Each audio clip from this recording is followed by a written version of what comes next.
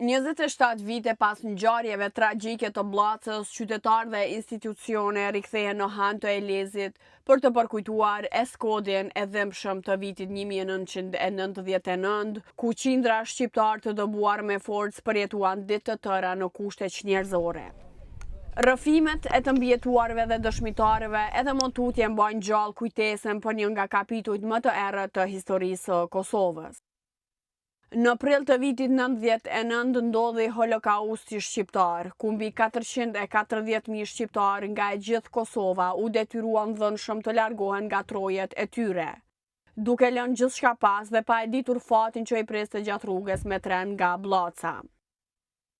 Bllaca u kthye në simbol të vuajtjes kolektive shqiptare, një hapësirë e mbipopulluar me kushte çnjerëzore, pa infrastrukturë bazike, ku mijëra familje qëndruan me ditë e javë të tëra nën qiellin e hapur.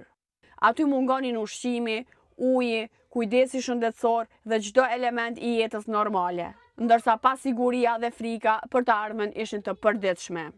Kompleksi memorial Bllaca 99 shënon një histori të rëndësishme, jo vetëm për komunën e Elezit, por edhe nivelit nacional, duke ditur që në këtë pikë ose nga ky vend kanë kaluar rreth gjysmë milioni njerëz, që shënon kulmin e historisë të popullit shqiptar në sakrificat shekullore të kohës.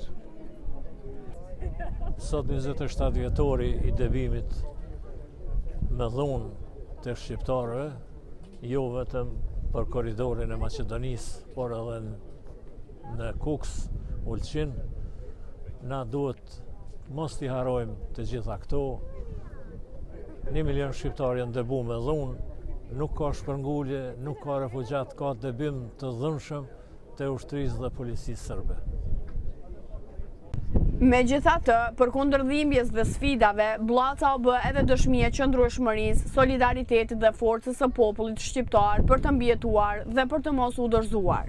Nderimi ju takon të rënëve për liri, respekt çlirimtarëve.